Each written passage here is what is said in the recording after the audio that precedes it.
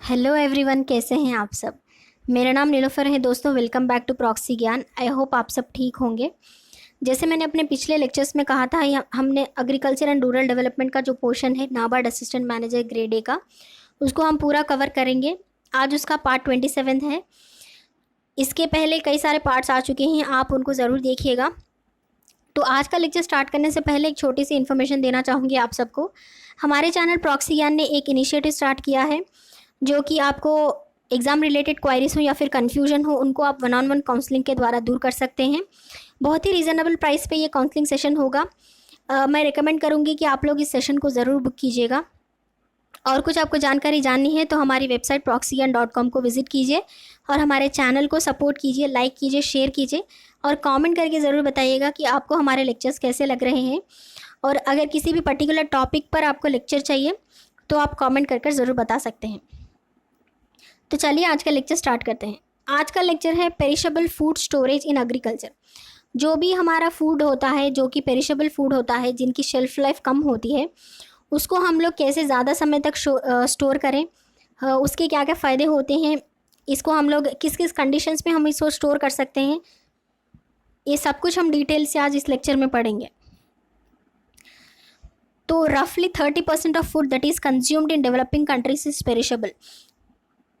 जो भी developing countries है लाइक इंडिया, जिसमें 30% से ज़्यादा फूड जो है वो पेरिशेबल है, जो कि थोड़े दिन ही चलेगा, उसके बाद ख़राब हो जाता है।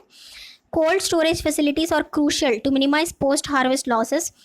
तो कोल्ड स्टोरेज फैसिलिटीज़ जो होती हैं, जिसमें हम लोग पेरिशेबल गुड्स को स्टोर करते हैं, वो बहुत ही ज़रूरी है, क्योंकि वो पोस्ट हार्वेस्ट मतलब हार्वेस्ट के बाद जो आउटपुट निकलता है उसको स्टोर करने से, उसके लॉस को बचाने से हमें मिनिमाइज करने में हेल्प करता है।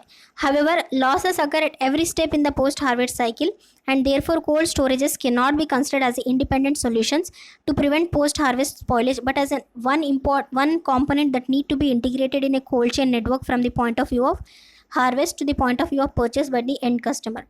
तो क्या होता है कि पोस्ट हार्वेस्ट मतलब हार्वेस्ट करने के बाद जो भी हमारा फ्रूट निकलता है या फिर वेजिटेबल्स होते हैं, उनको हम स्टोर कैसे करें, ये बहुत ही बड़ा सवाल है, क्योंकि इनसे हमें कई ज़्यादा नुकसान हो सकते हैं। जैसे हम ज़्यादा दूर तक इनको बेच नहीं सकते, हमारे ही एरिया में इसको बेचना पड़ेगा, या फिर इनकी ख़राब होने की बहुत ज़्यादा चांसेस हैं। अगर लोग नहीं खरीदेंगे तो ख़राब हो जाएंगे। इससे क्या होता है, फार्मर्स को बहुत ज़्यादा लॉस होता है। तो ये लॉस को कम करने के लिए हम लोग कोल्ड स्टोरेजेस को यूज़ करते हैं।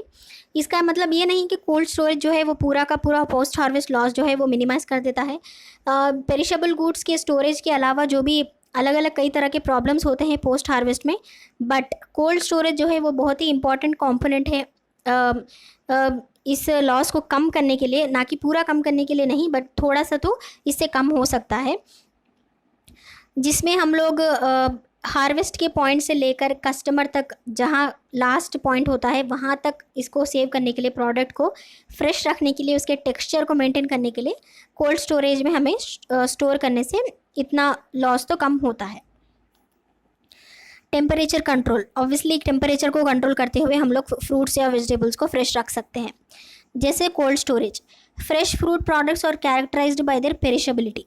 जो भी फ्रेश फूड्स होते हैं, उनकी जो भी कैरेक्टरिस्टिक्स होती है वो डिपेंड करती है उनकी पेरिशेबिलिटी पे। नथिंग बट वो कितने दिन तक फ्रेश रह सकते हैं, कितने दिन के बाद वो ख़राब हो जाएंगे।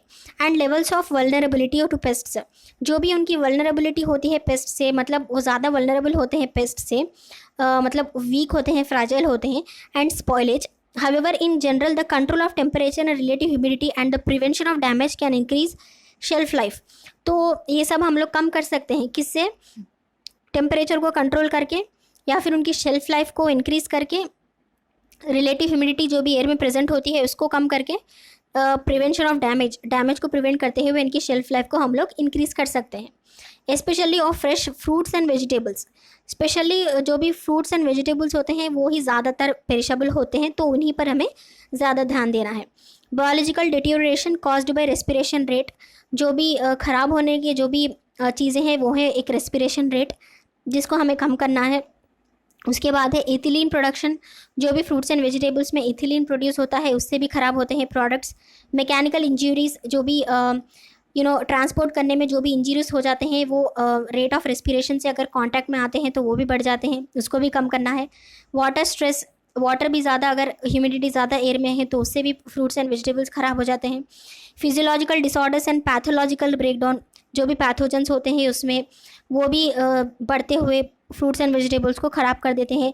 जैसे उनका डीके हो जाता है कम्प्लीटली, उनके न्यूट्रिशन वैल्यू कम हो जाती है, उनके कलर में चेंज आता है, उनके टेक्सचर में चेंज आता है, उनके फ्लेवर में चेंज आता है।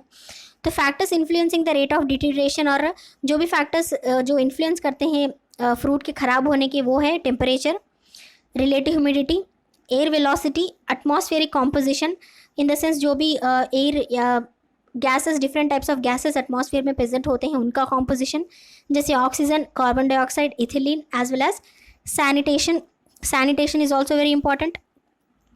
मॉल्डिंग हो गया, पेस्ट्स हो गए and other spoilage reasons which lead to quality deterioration. कई सारे रीजन्स हैं जो फ्रूट्स एंड वेजिटेबल्स में ख़राब होने में होते हैं, such as loss of water, thrive under warm, अगर ज़्यादा भी गर्म जगह पर हम लोग रख देते हैं तो उससे भी ख़राब हो जाते हैं। And humid conditions which can be commonly found in India, जहाँ इंडिया में तो ज़्यादा टेम्परेचर होता ही है, ज़्यादा ठंडी यहाँ नहीं होती है, तो इससे भी जो है फ्रूट्स वेजिटेबल्स ख़राब होने के कई ज़्यादा चांसेस हैं। Most factors causing product deterioration can be addressed through temperature control, that is cooling. तो इसका एक रास्ता है, वो है टेम्परेचर को हमें कंट्रोल करना है, नथिंग बट हमारे टेम्परेचर को हमें कम करना है और उसे कोल्ड स्टोरेज में हमें रखना पड़ेगा। ए रिडक्शन इन टेम्परेचर, जो भी हम टेम्परेचर को रिड्यूस करते हैं वो रेट्स को लो करता है, किसमें, रेस्पिरेशन में, रेस्पिरेशन को भी हमें कम करना है, इथिलीन प्रोडक्शन को भी हम कम करना है, एंजाइमेटिक प्रोसेसेस इनको भी हमें कम करना है, and slow down the growth of micro organisms, जो भी बैक्टीरिया एंड फंगाई प्रोड्यूस होते हैं उनको भी हमें स्लो डाउन करना है, क्योंकि अगर एयर से फ्रूट का या वेजिटेबल का कॉन्टैक्ट है तो उसमें भी फंगाई बैक्टीरिया को डेवलप होने के चांसेस हैं। Produce after the point of harvest is still alive, meaning that processes of the metabolism such as respiration as well as the activity of microorganisms remain ongoing, leading to the product deterioration. जो भी harvest के बाद भी उनका process जो है produce करने का प्लांट्स का, वो अभी भी ज़िंदा है। इसका मतलब ये है कि उनकी रेस्पिरेशन अभी भी चल रही है फ्रूट्स या वेजिटेबल्स की, उनके जो भी माइक्रो ऑर्गेनिजम्स उनमें प्रेजेंट होते हैं उनकी एक्टिविटी भी चल रही है, और जिससे नुकसान होता है ना कि फ़ायदा नहीं होता, नुकसान होता है जो कि प्रोडक्ट को डीके कर देता है, डीकम्पोज कर देता है, जिसमें बैक्टीरिया फंगई जो है डेवलप हो जाते हैं और प्रोडक्ट के कलर में, टेक्सचर में, फ्लेवर में, न्यूट्रिएंट्स में बहुत ज़्यादा फ़र्क दिखने लगता है।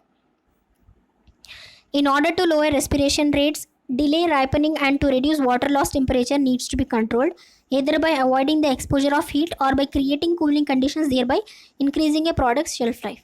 तो हमें रेस्पिरेशन रेट को अगर कम करना है, रेस्पिरेशन रेट प्लांट जब तक प्लांट से जुड़ा हुआ है तब तक फ़ायदेमंद है, तब तो ज़्यादा से ज़्यादा रेस्पिरेशन चाहिए होती है। इनफैक्ट जब हम लोग प्लांट को फ्रूट से अलग कर देते हैं तो फ्रूट को कम से कम रेस्पिरेशन चाहिए, तो बोथ आर इन्वर्सली प्रोपोर्शनल।